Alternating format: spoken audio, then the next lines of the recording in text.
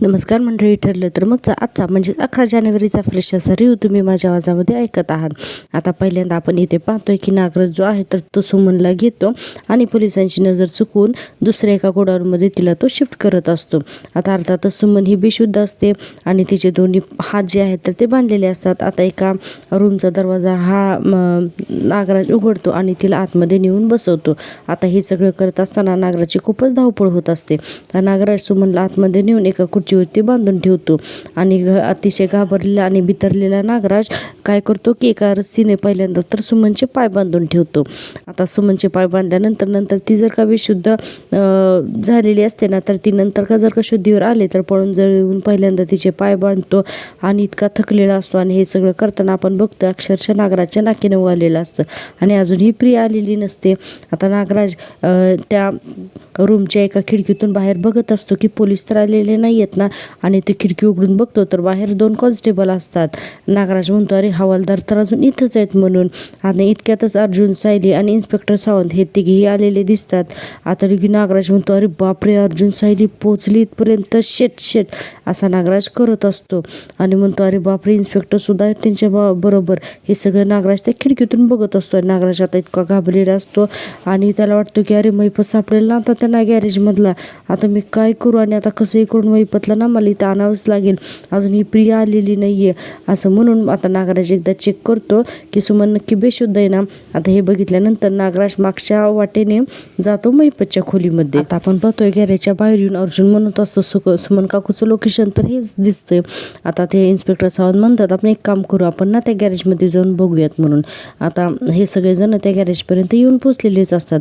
आजूबाजूला सगळीकडे लक्ष देत असतात पण तिथे कुणी काही दिसत नाही किंवा काही संशयास्पद सुद्धा काही आढळत नसते. आता अर्जुन सायलीला तर समजत नाही की आता इथून पुढे जायचं कुठं, लोकेशन तर इथपर्यंतच दाखवतंय. इतक्यात आपण बघतोय की इकडे नागराज जो आहे तर तो मैपतच्या रूममध्ये पाठीमागून आलेला असतो, जिथे मैपतला बांधून ठेवले ना तिथे. आता मैपतचं फक्त तोंड उघडं असतं, हातपाय बांधलेले असतात. लगे मैपत म्हणायला लागतो ए नाग्या, कुठं चाललायस तू, कुठं नेतोयस तुम्हाला, तुझ्या बायकोला कुठं नेऊन ठेवलंयस तुम्हाला. आणि नागराज म्हणत असतो गब्बस. मैपत म्हणत असतो अरे काय करशील, तू माझं तोंड बांधशील ना, अरे तरी पण मी बोंबले ना, क्या मुंबईला कळू दे, असं काही नागराज म्हणत असं मैपत ओरडत असतो. इतक्याच नागराज त्याला गप्प बस म्हणतो पण तो काही गप्प बसत नाही. नागराज लगेचच त्याच्या तोंडामध्ये एक बोळा घालतो आणि म्हणतो याला ना असं करून जमणार नाही, याला ना ताबडतोब बेशुद्धच करायला हवं असं म्हणतो. पण इतक्यातच त्याच्या लक्षात येतं की अजून अर्जुन सायली कुठपर्यंत आहेत म्हणून. आता म्हणून तो खिडकीत येतो आणि बघायला लागतो तर अर्जुन सायली, इन्स्पेक्टर सावंत आणि ते 2 होमगार्ड जे आहेत तर ते तिथे सगळे येऊन थांबलेलेच असतात. आता त्याला वाटतं अरे बापरे, हे तर दरवाजामध्ये आले म्हणून नागराज आहे ना त्यांना खिडकीतून हे सगळं बघतच असतो. आता नागराज खिडकीतून बाहेर बघतो हे मैपतला कळल्यानंतर मैपत जोरात हे नाग्या करून ओरडतो आणि इतक्यातच आपण बघतोय की मैपतच्या तोंडावरती कुणीतरी जोरात हातवरती बघतो तर प्रिया असते. नागराज येतो आणि म्हणतो आता येतेस तू, मला वाटलं डायरेक्ट माझ्या मैताला येतेस का काय. प्रिया म्हणते अहो मी आले ना हे समजा, नाही तर तुमची तिरडी उचलली गेली असते. इथं अर्जुन सायली पोलिसांना घेऊन. आता मैपत हसत असतो. नागराज म्हणतो उचल त्याला. आता कसे उचलणार, मैपत असतो जड दिप्पाड माणूस, त्याचे हातपाय बांधलेले असतात पण तो एकटा या दोघांना काही मेचत नाही, अजिबातच तो आवरत नसतोय. आता प्रिया बघते की अरे बापरे, अर्जुन सायली दारावरती येऊन थांबले तो, असं म्हणून प्रिया इतकी घाबरलेली दाखवली आणि मैपतला जो आहे तो अतिशय चेव चढलेला आहे. आता त्याला वाटते की अर्जुन सायली आले तर चला आता फुटू दे यांचं भांड म्हणून मैपत जोरजोरात जो आहे तर तो हालचाल करायला लागतो, आरडाओरडा करायला लागतो. तोंडात बोळा कोंबलाय तरी सुद्धा ना तो जागेवरून पाय हलवत नाही. या प्रिया आणि नागराजला दोघांना मिळून सुद्धा मैपत ऐकत नसतो. मैपत काही केलं यांना ना जागचा हालत सुद्धा नाही आणि लागतात या दोघांची भांडणं. नागराज म्हणत असतो तू लवकर आली असती तर. प्रिया म्हणते अहो ही भांडणाची वेळ नाही. आणि इतक्यातच महामैपत आहे जोरात ओरडायला लागतो. नागराज म्हणत असतो एक गप्प बस. आता असं करून हे दोघे जण त्याला खुर्चीवर बसवतात तरी तो हू करून ओरडतच असतो. आता नागराज म्हणतो हा सुटू शकतो, हे कळल्यावर याला कसा जोर आलाय बघ ना. प्रिया म्हणते अहो हा इथं आहे माहिती होतं ना, मग सुमनला इथे आणण्याचा मूर्खपणा केला तच कशाला तुम्ही. आता प्रिया त्याला म्हणत असते माती तुम्ही खाली आणि दोष मला देताय का तुम्ही. आणि मैपतला म्हणत असं एक गप ना, पण मैपत काही केल्या दोघांना काही आवरतच नाहीये. आता प्रिया जी आहे ते नागराजवरती खूप चिडलेली असते. ती म्हणते तुम्ही सुमनला इथं आणलत ना, तोच सगळा प्रकार नडलाय आपल्यावरती. नागराज म्हणतो आधी तुला गप्प करू का, याला गप्प करू ना, मला तेच कळत नाही. अगं बाई जरा गप्प बस ना. तर प्रिया म्हणते आधी महिपतला गप्प करा, नाही तर ना आपलं काही खरं नाही आणि मी तुमची नाही ती मदत करायला आली आहे. असं म्हणून प्रिया काय करते की तिच्या खिशामध्ये एक औषध असतं, ते औषध एका रुमालावर टाकते आणि आता ते महिपतच्या तोंडावरती लावतात. कारण महिपत इतकं उदाखू इथे का आले असतील. आता अर्जुन म्हणतो जर सुमन काकू नागराज काकाचा पाठलाग करत असेल तर प्रश्न हा आहे की नागराज काका इथे का आला असेल. सायली म्हणते ते कशासाठी येऊ देतो, पण सुमन काकून इथे यायला नको होतं, आपण त्यांना सांगितलं होतं दुखापत करायचं नाही म्हणून, तरी त्या इथं आल्या. अर्जुन म्हणतो ठीक आहे चल जाऊ दे, आपण आतमध्ये जाऊन बघूया. इतक्यातच प्रिया काय करते, पाठीमागच्या दारातून लांबून अशी जाते आणि एका भिंतीच्या आड उभारून वाचवा करून जोरात ओरडायला लागते. का तर अर्जुन आणि सायली त्या गॅरेजच्या आतमध्ये चाललेले असतात आणि आतमध्ये नागराज आणि महिपत असतो. म्हणून प्रिया लांबून येते आणि त्यांची दिशाभूल करण्यासाठी वाचवा करून जोरात ओरडत असते. आता पोलीस आणि सगळेजण बाहेर आल्यानंतर त्यांना कोणीच दिसत नाही आणि मग प्रियाला काय वाटते की परत वापस जातात का काय गॅरेजच्या दिशेने. म्हणून प्रिया पुन्हा जोरात ओरडायला लागते वाचवा करून. आता हा सगळा थरारक होत असताना इकडे नागराज जो आहे तर तो महिपतला आता शिफ्ट करतो, कारण गॅरेजच्या बाहेरचा रस्ता रिकामा झालेला असतो, कुणीसुद्धा तिथं नसतं आणि सगळेजण त्या आवाजाच्या दिशेने जात असतात. आता प्रिया हे सगळं अडून बघते आणि पुन्हा वाचवा म्हणून ओरडते. आता अर्जुन सायली म्हणतात अरे या दिशेनेचा आवाज येतोय, परत पळा तिकडे. म्हणून सगळेजण जातात. आता प्रिया यांची दिशाभूल करत त्यांना गॅरेजपासून खूप लांबपर्यंत घेऊन जाते आरडाओरडा करत, जेणेकरून पोलिसांनी अर्जुन सायली तिच्या मागे धावतील म्हणून. आणि तोपर्यंत इकडे नागराजने महिपतला बरोबर सुमनला ज्या रूममध्ये शिफ्ट केलं त्या शिफ्टमध्ये केलेलं असतं, त्या रूममध्ये याला शिफ्ट केलेलं असतं. आणि प्रिया कसं बसं पोलिसांपासून लपून एका झाडाच्या मागे उभारते. आता लगेच सायली अर्जुन सगळे पळत आलेले असतात. तिथे लक्षात येतं, सायली म्हणते ते बघा तिथे कोणीतरी लपलंय. अर्जुन लगेच एक कोण आहे म्हणून त्यांच्या मागे धावतो. तो प्रिया इतकी फास्ट आणि जबरदस्त आज पळताना दाखवली की प्रिया जाऊन एका मातीच्या ढिगाऱ्याच्या आड लपून बसलेली असते आणि पाठीमागे फक्त पोलीस अर्जुन सायली हे सगळे तिच्या मागे पळत असतात. आजचा भाग खूपच थरारक आहे. आता आपण बघतोय प्रिया एका मातीच्या ढिगाऱ्याच्या आड लपून बसलेली असते. आता ते सावंत म्हणत असतात भिंतीच्या पलीकडे वगैरे कुणी दिसतंय का शोधा. तर त्या जे काही होमगार्ड असतात हवालदार तर त्यांना कुणीही दिसत नाही. आता अर्जुन सायली तर प्रश्न पडतो अरे असं कसं काय झालं म्हणून, कुणीच का नाही दिसत आहे. सगळेजण बघतायत पण कुणीच दिसत नाही, कारण प्रिया ही पूर्ण काळे कपडे घालून मातीच्या आड लपून बसलेली असते. आता तो होमगार्ड म्हणतो की साहेब इथे तर कुणीच नाही आहे. अर्जुन म्हणतो नाही आहे, असं कसं काय झालं बरं नाही आहे, मग आपल्याला धावताना कोण दिसलं होतं. आता सायली थोडा विचार करते आणि म्हणते की अरे असं कसं काय. आणि लपलेली प्रिया म्हणते मी यांना गॅरेजपासून बऱ्यापैकी दूर घेऊन आली, पण नागोबा महिपतला घेऊन आता सटकलाही असेल, चला आता इथं थांबण्यात अर्थ नाही.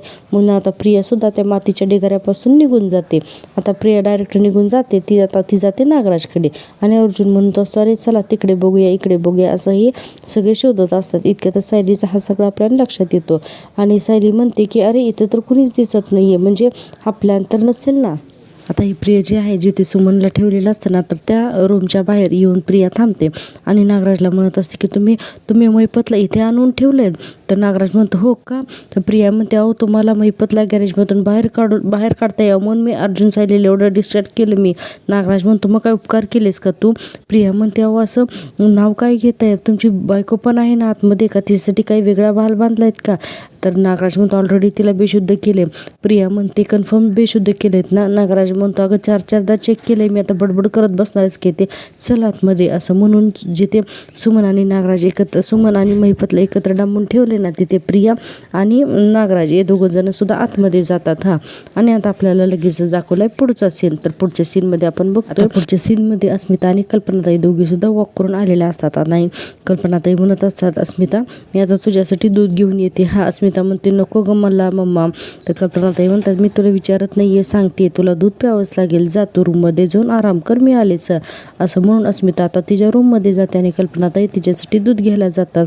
आता आपण इकडे पाहतोय की रूममध्ये आल्यानंतर सचिन तिथेच असतो. आता अस्मिता सचिनवरती चिडते आणि म्हणते तुला एकदा सांगितलेलं कळत नाही, तुला गेस्ट रूममध्ये जायला सांगितलं होतं ना, तू का नाही गेलास. सचिन म्हणतो कारण मी तुझा नवरा आहे. अस्मिता म्हणते हो मग त्या दुसऱ्या बाई बरोबर फिरताना तुला आठवलं नाही की तू माझा नवरा आहेस म्हणून. तर सचिन म्हणतो हे बघ ते सगळं संपलंय. सचिन म्हणत असतो ते सगळं संपलंय आता, मी फक्त तुझं आहेस, मी आय प्रॉमिस, मी आता दुसऱ्या कुठल्या बाईकडे बघणार सुद्धा नाहीये. अस्मिता म्हणते मग तू पहिलं जे काही केलंय ना तर ते मी सगळं विसरून जायचं का? ठीक आहे, काय काय विसरू, तू चेन्नईला जातोयस असं सांगून त्या मुलीबरोबर ती असायचंच, हे सगळं विसरू का मी? का दिल्लीला सेमिनार आहे असं सांगून तू जात होता आणि तो पनवेलमध्येच होता त्या मुलीसोबत, हे सगळं विसरायचं मी आता. आणि त्यावेळेस मी तुला बघितलं सुद्धा होतं, हे सुद्धा विसरायचं. सांग ना काय काय विसरायचं मी तुला? सचिन म्हणत असतो अस्मिता प्लीज हायपर होऊ नकोस. अस्मिता म्हणते मी होणार, हायपर होणार, चिडणार, संतापणार मी, कारण तू जे काही केलंस ना ते माझ्या डोळ्यासमोर जातच नाही आहे. सचिन म्हणतो म्हणून आता तू आयुष्यभर मला हेच ऐकवणार आहेस का? सचिन म्हणतो अगं तेच ऐकायचा कंटाळा आलाय मला. अस्मिता म्हणते बरोबर आहे, तुला कंटाळा येणारच रे, कारण तुझी वाट बघते ना तिकडे तुझी गर्लफ्रेंड. सचिन म्हणतो अस्मी आता ती मुलगी माझ्या आयुष्यात नाही आहे का, ते सगळं संपलंय. आणि पुढे म्हणत असतो की तू शांत होतेस का, प्लीज रिलॅक्स हो, आणि हे बघ तुला श्वास लागतोय का, तू बस बरी येते. आता अस्मिता सतत त्याचा हात झटकत असते आणि म्हणते की सचिन प्लीज मला हात लावू नकोस, मला त्रास होतोय, तू मला हात लावू नकोस. आणि सचिन काही केलं ऐकत नसतो, तिच्या दोन्ही खांद्याला हात लावलेला असतो आणि अस्मिताला अचानक तो ढकलून देतो. आपल्याला तर असंच दाखवले, म्हणजे बघा हा तुम्ही आज टीव्हीवरती भाग बघा, मला तर असंच वाटते की आज सचिनच तिला ढकललेलं असणार. आता अस्मिता खाली पडते, इतक्यातच कल्पनाताई येतात. सचिन जोरात मम्मा म्हणून ओरडतो. अस्मिता म्हणते मम्मा बघ ना ग, आणि सचिनकडे हात करते. आता अस्मिता ताईने दूध आणलेलं असतं ते खाली ठेवतात आणि सचिनकडे रागाने बघतात आणि म्हणतात तुला कुठल्या भाषेत सांगितलं म्हणून कळू दे, तू जात का नाही आहेस इथून? आता त्यांना काही कळतच नाही काय करावं म्हणून लगेच सचिन स्वतःहून पाणी देतो. आता नाईलाजाने कल्पनाताई त्याच्या हातातून पाणी घेतात आणि म्हणतात सचिन जा निघून आता तरी तू इथून. आणि अस्मिता पाणी घे असं म्हणत असतात, तर अस्मिता एकाएकी बेशुद्धच होते. आता त्या हाक मारतात पण अस्मितांना पाणी घेते ना काय करते, अचानक ती बेशुद्ध होऊन जाते. आता कल्पनाताई बोलवून आणतात, अहो लवकर या म्हणून. प्रतापरावांना बोलतात अश्विन अस्मिता बेशुद्ध पडली, तू ताबडतोब घरी ये म्हणून. प्रतापरावांना इकडे वाईट वाटायला लागलं असतं की त्यांची मुलगी अशी बेशुद्ध पडली. कल्पनाताई म्हणतात आता अर्जुनला सुद्धा हे सगळं सांगायलाच हवंय. प्रतापराव म्हणतात काळजी करू नकोस अस्मिता, तुला लवकर बरं वाटेल. आणि आपण इकडे पाहतोय दुसरा सीन, तो म्हणजे अर्जुन सायलीचा. आपण इकडे पाहतोय की सायली म्हणत असते म्हणजे कुणीतरी आपल्याला हाक मारून दिशाभूल तर केली नसेल ना आपली, कारण इथे तर कुणीच दिसत नाहीये. त्यावर इन्स्पेक्टर सावंत म्हणतात मग त्या गॅरेजकडे सुद्धा आपल्याला कोणाचा तरी ओरडण्याचा आवाज ऐकायला आला होता.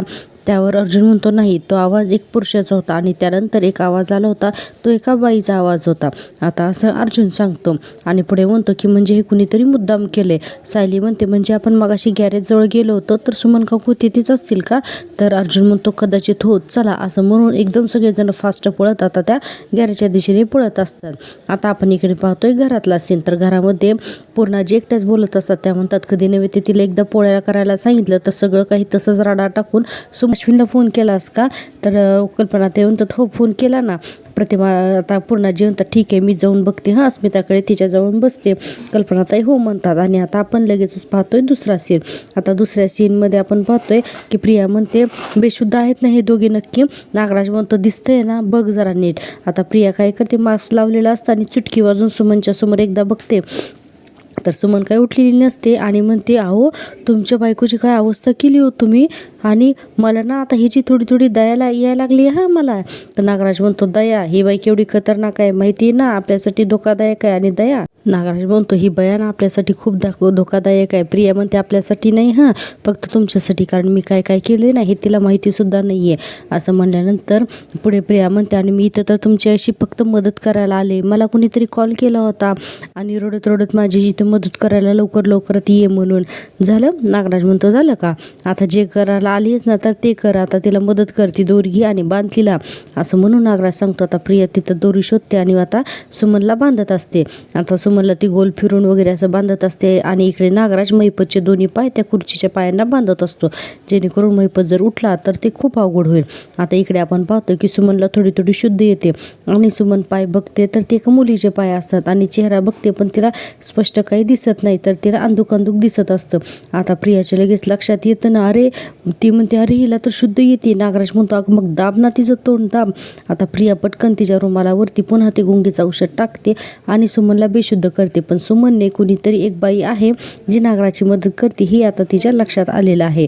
आणि इतक्यातच आपण पाहतोय की प्रियाने औषध टाकल्यामुळे पुन्हा सुमन जी आहे तर ती बेशुद्ध पडते. आणि इकडे नागराजने महिपतचे दोन्ही पाय आणि पाठीमागे नेऊन हात असे घट्ट बांधलेलेच असतात. इकडे आपण घरातला सीन बघतोय. कल्पनाताई जे आहे तर ते अस्मिताला सरबत देत असतात आणि अस्मिता नको म्हणत असते. प्रतापराव म्हणतात असं म्हणून कसं चालेल बाळा, आणि तू जर अशी रडत राहिली तर तुझी तब्येत खराब होईल का नाही.